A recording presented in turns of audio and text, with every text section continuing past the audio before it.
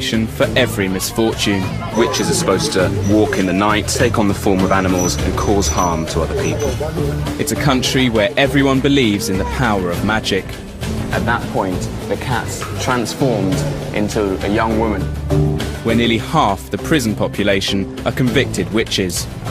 And he and his guards have decided that what this witch must have done is change their form into a rat or a snake and escaped. And where the most vulnerable live in fear of being accused.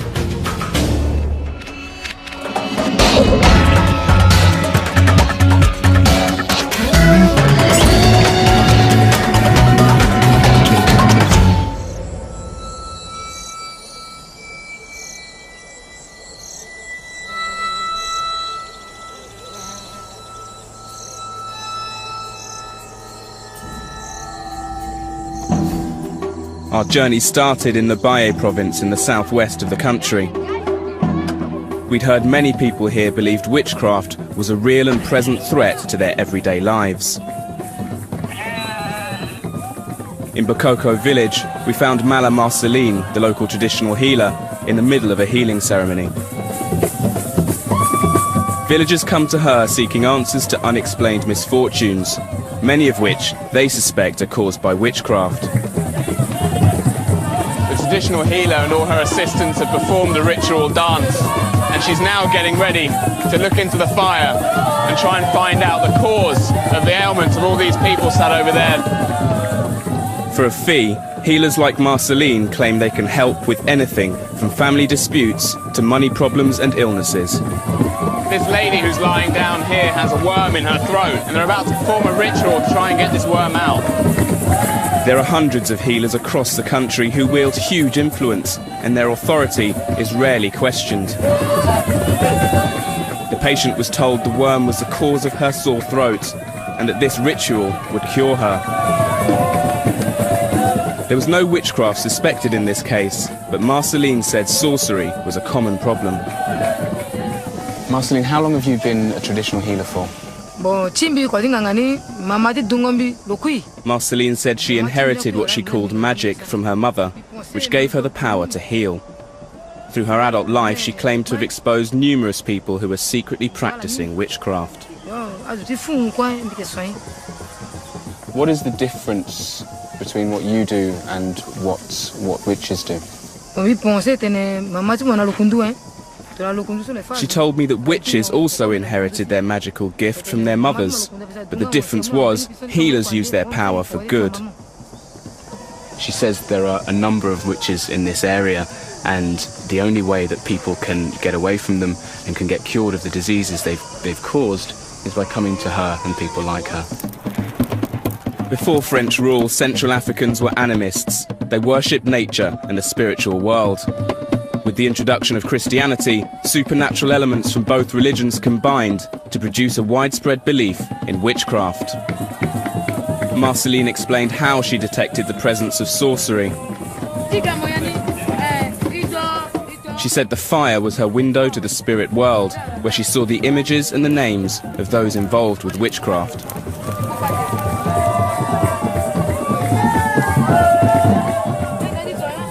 Halfway through the ceremony, she singled out a boy.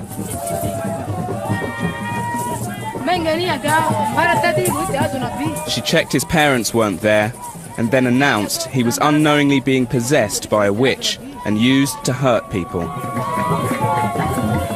Marceline's just pulled the boy out from the crowd. She's brought him over and announced to everybody here that at night time he turns into a horse and he's used by other people to eat their enemies.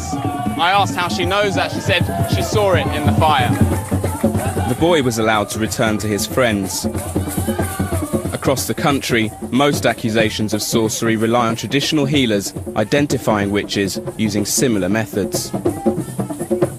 Marceline said she'd recently exposed a witch in her village who she claimed had killed one of her patients.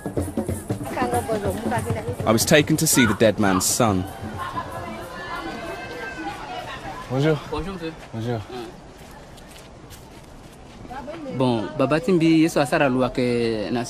Gaston said his father Pierre was poisoned by the witch. He tells me his father was in his mid to late 50s and was diagnosed with typhoid fever, but when the doctors couldn't cure him, he then decided that perhaps witchcraft was an explanation, as other people had told him before.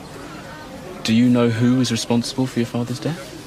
He said Marceline had identified a local man, Francois Vopiade, as the witch, and he'd since been arrested. Despite accepting that his father had died of typhoid, Gaston still blamed witchcraft as the original cause of the illness.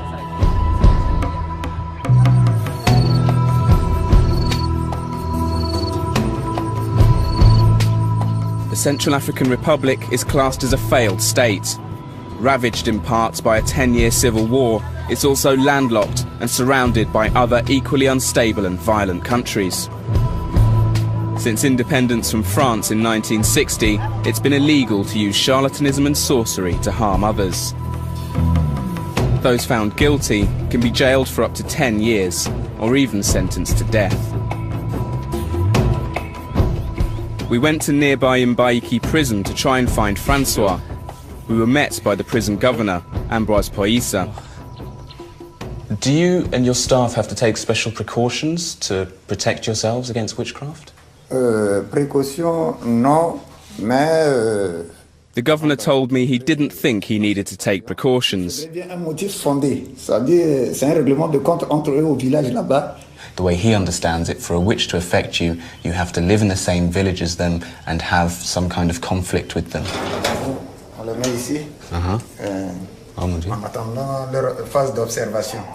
Despite this, when they arrived, all prisoners accused of witchcraft were treated as highly dangerous. The governor's just explaining to me that when convicted witches first come to his prison, if he has no experience of them, first thing he does is put them in solitary confinement. They keep them here for 7 days and observe them. If they think the person isn't dangerous, they're then allowed to go and join the rest of the prison population. Have a look inside the room.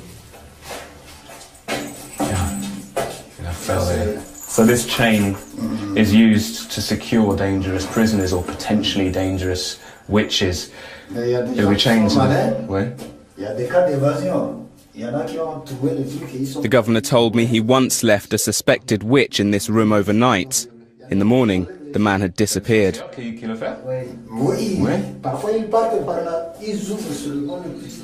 And he and his guards have decided that what this witch must have done is changed their form into a rat or a snake, crawled through the hole and escaped. They've never found the person since.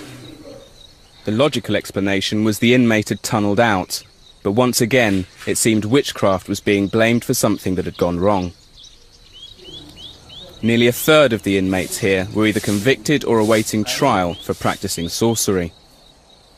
The governor took me to meet Francois Vopiade, the man accused of killing Gaston's father. He'd been in prison for 4 months waiting for his case to be heard. Francois, what happened when you first arrived here?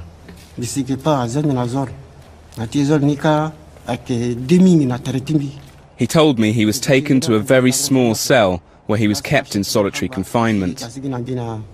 He was cold, he felt ill, and he was very afraid. I asked him what happened the day he was labelled a witch. He said the villagers had tied his hands and feet together, beat him up, and dragged him to the police station.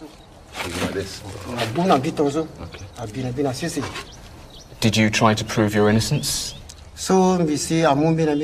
Francois said he was too scared to deny it. He was very afraid and became quite depressed. And as a result, he admitted the crime, hoping it would all end. Have there been other people in your village accused of witchcraft?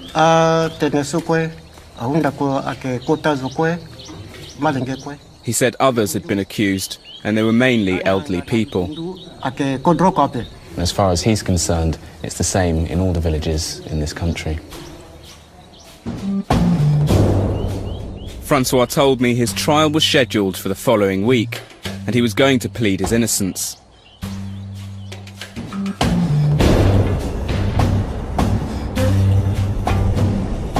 The Central African Republic has endured several coups, and the government doesn't fully control the countryside. Despite this, there's a universal acceptance of the witchcraft laws. we travelled to the capital city Bangui to find out more. I've got a copy here of Central Africa's penal code. This was republished in January 2010 for the first time since independence in 1960. And right here on page 22 is a section on charlatanism and sorcery. It says that people can be fined anything from 150 up to £1,500 for practising sorcery, and they can also be imprisoned for between 5 and 10 years. However, there's no explanation in the penal code as to what actually constitutes witchcraft. I wanted to know how the police go about tackling a phenomenon that isn't even defined. At the Central Police Station, we spoke to Captain Ngodi, one of the country's senior investigating officers. Captain, I understand you're investigating a case of witchcraft right now, is that right? Notre service, le service des affaires criminelles et de mœurs que je fais. He told me he'd recently finished investigating a case concerning a woman. La plainte d'une dame. She woke up in the night to find a black cat lying on the bed next to her. She tried to chase it away, but it wouldn't go, and eventually she shouted, "In the name of Jesus, leave my house." At that point, the cat transformed into a young woman who she recognized as a neighbor. So, Captain, how did you go about investigating this case? On auditionne tous les témoins, c'est-à-dire des gens qui ont vécu le fait. He said he'd taken statements from witnesses. One of them confirmed that the girl had been seen transforming herself into an animal. As a result, she could be prosecuted for witchcraft.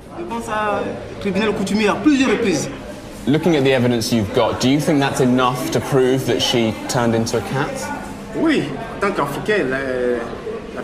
He said that as a Central African, he believed the evidence was sufficient to prosecute her. He tells me that children readily admit when they're accused of witchcraft. He says they just can't keep secrets, and so it's quite easy for him when questioning them. But worryingly, he says that even if you threaten an adult witch with death, they'll still continue to maintain their innocence. It was the day of Francois' trial, the suspected witch I'd met in prison a week before. His case, like others I'd heard about, seemed to be based on rumour, hearsay and forced confessions. The lack of a clear legal definition of witchcraft means the law is open to interpretation. Bonjour. I wanted to see how this would play out in Francois' case. Francois is just being led over to the courthouse for his trial. He's going to find out today whether or not he spends the next few years locked in this prison.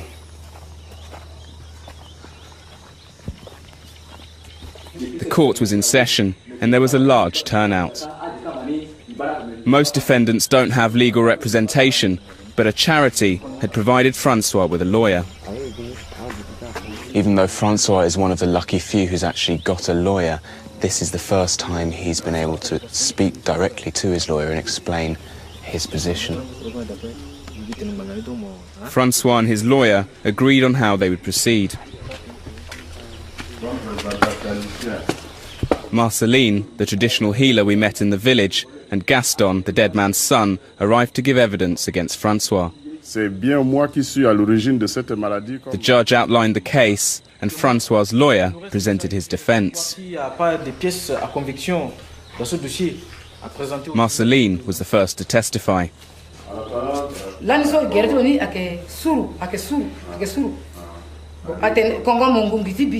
It seems the traditional healer in this case was actually brought, first of all, to heal the man who was dying. She was unable to do so, and then she made an accusation of witchcraft. Marceline claimed she knew Francois was a witch because she'd seen his name and image in the fire. She said that in her vision, she saw him turning into a dog and biting his victim.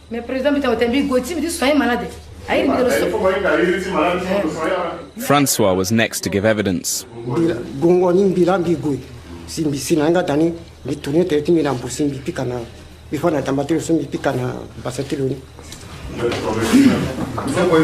Much to everyone's astonishment, he confessed to being a witch.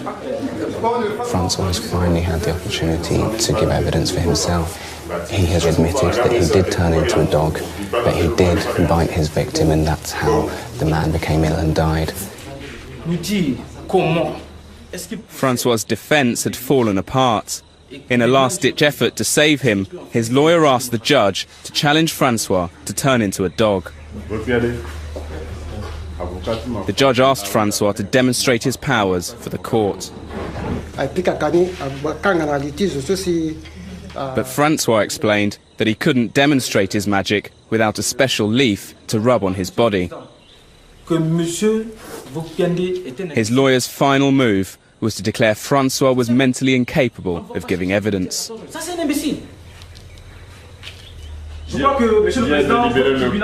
The judge said he would give his decision in a week.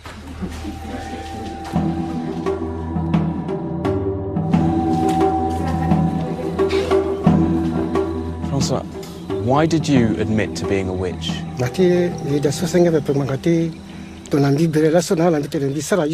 He said he didn't have a choice because he was scared and felt alone. It seemed to him that everyone in the courtroom was against him. He thought if he told the truth, nobody would believe him, so he had to admit it. He says he doesn't know if he's going to be able to go home or will have to stay in prison, but he's just going to wait for the judge's verdict. D'accord. Merci. Bonne chance.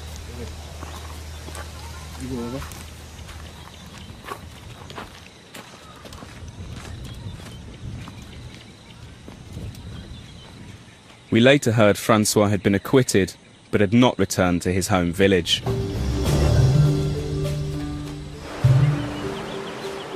Nearly half of the prison population in the Central African Republic are convicted witches. We travelled north to the town of Cebu to visit the local prison.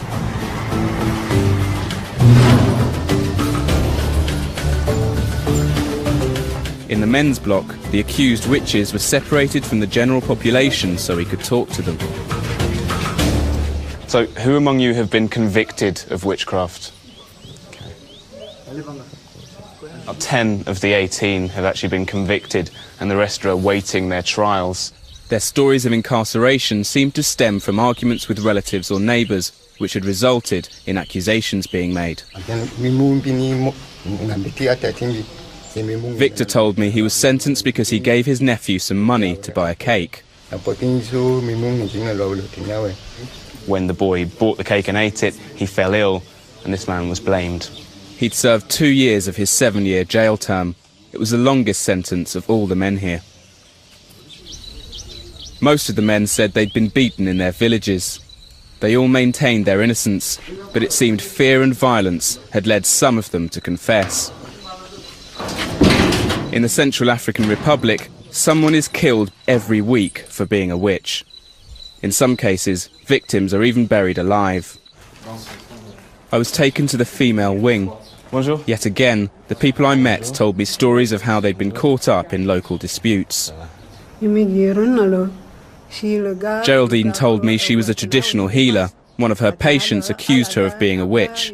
She was arrested, convicted, and sentenced to 3 years in jail. The whole village beat her up, and she's actually got a severely broken arm. She's been in prison now for a month. The local judge, Nares Fukpio, was responsible for convicting everyone in this prison. I asked him how he defined sorcery. The judge has just explained to me that witchcraft is a phenomenon which is very difficult to understand, and it can't be explained scientifically. What kind of evidence do you accept in your court? The judge said many people do confess, but in cases where they don't, he accepts other evidence. He sometimes uses other forms of proof, such as bringing an animal in front of the accused witch. If he leaves the animal there for 5 or 10 minutes and it dies, then that's proof to him that the person is a witch. If the animal walks off alive, then they're probably not. I found it hard to accept that these women found themselves locked up for years on this type of evidence.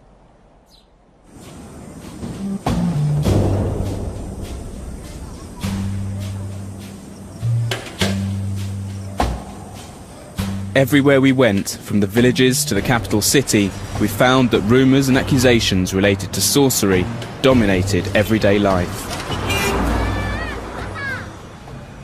There's a story in today's newspaper about a man who was discovered in a village just outside the capital city, who it's suspected is a witch, and there's a cartoon on the front page which shows some men with sticks chasing a shadowy figure. The article itself isn't full of details, but it does say that not a day goes by without this newspaper writing a story about witchcraft.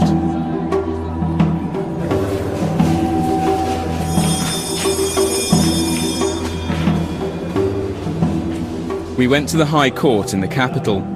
Even here, there was an unflinching belief in witchcraft. Over 100 witch trials are conducted in this courtroom every year.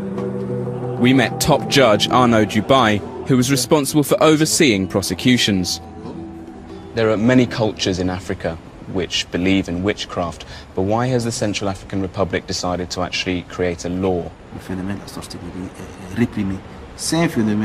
He told me witchcraft was an accepted phenomenon that was a danger to the population. He said he firmly believed in witchcraft himself and that the judiciary needed to be able to take action. Why is there no definition of witchcraft in the penal code? Prosecutor Dubai said the problem was with the concept of witchcraft, which was vague and confusing. He said it's difficult for judges to rule on cases. A lot of the people who are accused of witchcraft are very vulnerable people. How does the law protect those people when they're essentially imprisoned with very flimsy evidence? He told me the accused are at risk from the public, but the law offers them protection by holding them in prison until their trial. And if they're found not guilty, they have the right to take the person who accused them to court. As far as he's concerned, that protects people who are in a vulnerable position.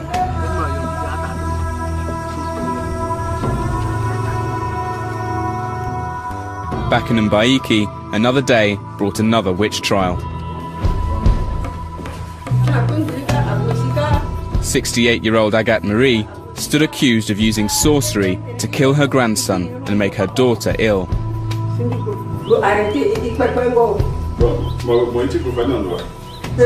The plaintiff was her son-in-law, who told the judge that his traditional healer had had a vision after drinking a potion. In his hallucinations, he saw a snake and a butterfly, both of which told him that Agathe Marie, the mother-in-law, was responsible. The Central African Republic stands united in its belief that witchcraft is a real threat. Every year, hundreds of people continue to be attacked, tried, and imprisoned for a crime that isn't defined or even clearly understood.